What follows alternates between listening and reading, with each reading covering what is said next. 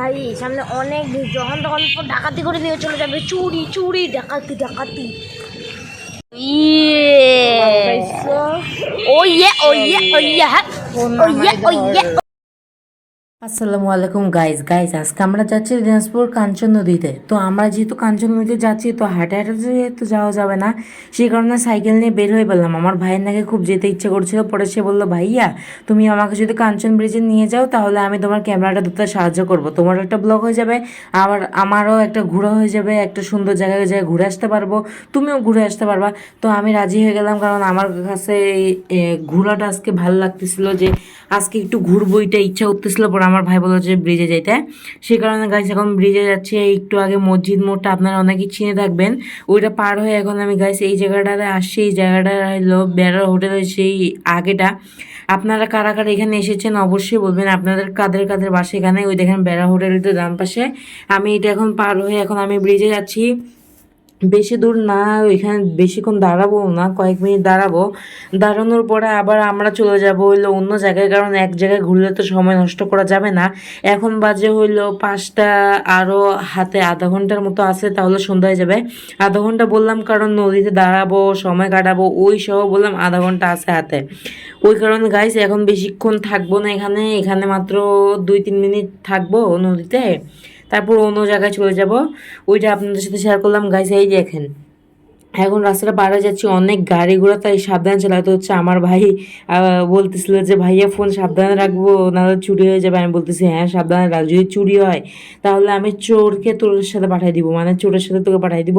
এই দেখেন গাইস আমার ভাই বলতেছিল, ভাইয়া এটা কি স্কুটি না অটো না কি?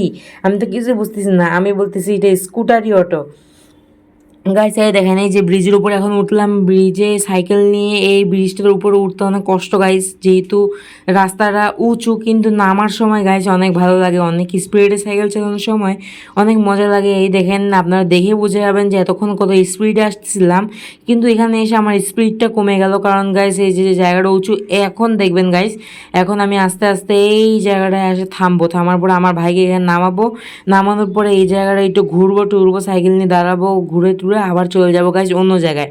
কারণ এক জায়গায় ঘুরলে আমরা একদিন, আজকে শুক্রবার, আমরা সপ্তাহে যেহেতু একদিনই ঘুরি, বাকি সময় স্কুল থাকে, ক্লাস থাকে, সময় পাই না, ফাঁকা থাকি না, আমার হাতে সময় থাকে না, সেই কারণে সপ্তাহে একদিন শুক্রবারই আমি একটু ফ্রি থাকি। ওই কারণে আজকে অনেক জায়গায় ঘুরতে হবে।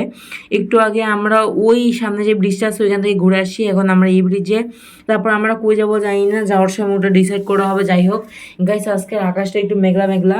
এই দেখেন গাইস এখানে জেলে ভাইয়েরা মাছ ধরতেছে, আমি ওকে বলতেছি যে ওই ক্যামেরাটা ভালো করে ধরতেছে না কেন গাইস, আমি ওকে বলতেছি যে ক্যামেরাটা চালু রাখতে সব কিছু দেখার জন্য, কিন্তু গাইস ওই বারবার ক্যামেরাটা অফ করে দিচ্ছে। ওই কারণে আমি ওকে ঝাড়ি মারতেছি। গাইস দেখেন এখন নামতেছি, নামার সময় সাইকেলের স্পিডটা কত বাড়ে গেছে দেখেন, তাহলে আপনারা বুঝুন যে এর উপরে উঠতে কত কষ্ট, কিন্তু নামতে কত মজা।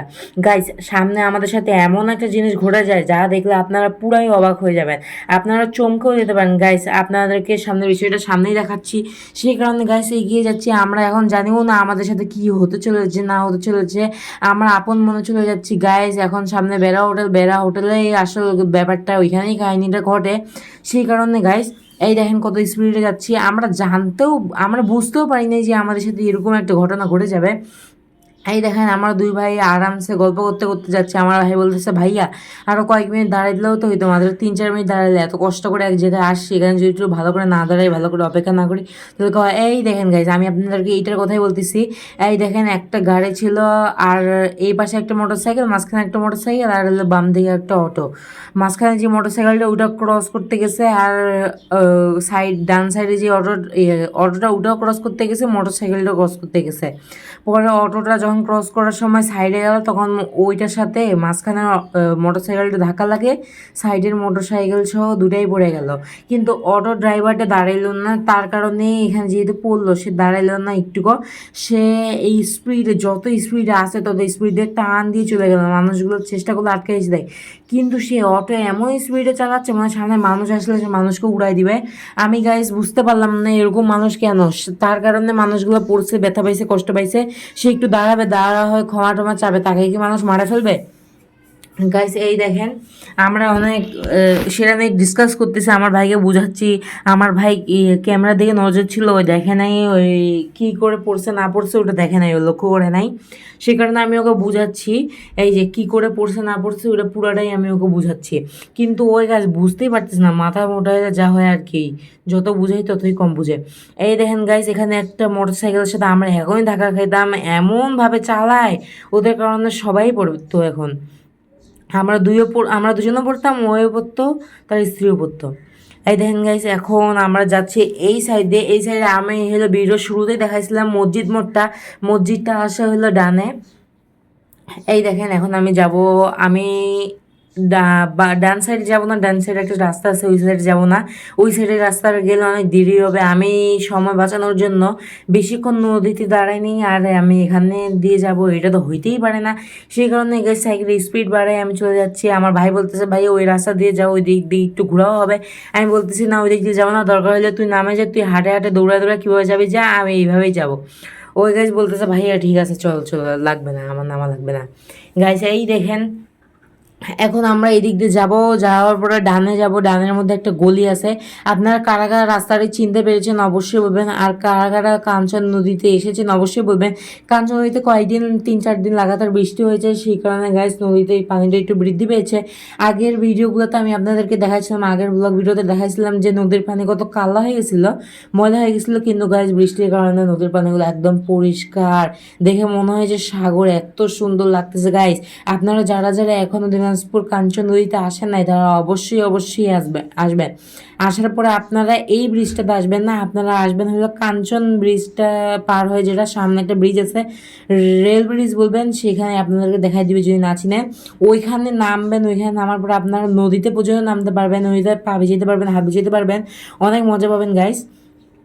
আমরা গল্প করতে করতে সেই গলিতে ঢুকেও গেছি গাইস। এখন এই দিক দিয়ে সোজা যাইতে হবে, সোজা যাওয়ার পরে বামে যাব, তারপর গাইস মাঠ দিয়ে আমরা গল্প করতেছি যে আমরা কই যাওয়া যায়। আমার ভাই বলতেছে ভাইয়া চলো আমরা ওই দিনকার যেরকম একটা ঘুর দিছিলাম না, মানে আমরা যে রাস্তা ঘুরছি ওইরকম করে ঘুরে ঘুরে তারপর আমরা যাব। আমি ওকে বলতেছি ওইভাবে ঘোরা যাবে না, ওইভাবে ঘুরলে অনেক সময় লাগবে, সময় নেই, একদিন সপ্তাহে খালি একদিন ঘোরার সময় পাই, তো ওইটা একটু ভালো করে ঘুরতে হবে। ওই বলতেছে ভাইয়া চলো শিশু পার্কেই যাই, আর কোনো জায়গা নাই, এই কয়েকদিন তুমি যে ঘুরলা তোমার স্কুল বন্ধ দিচ্ছে দেখে আর ঘোরার ইচ্ছা নাই, শিশু পার্কেই যেতে হবে, তাছাড়া কোনো জায়গা নাই। এগুলো গল্প করতে করতে এই দেখেন কত দূর চলে আসছি।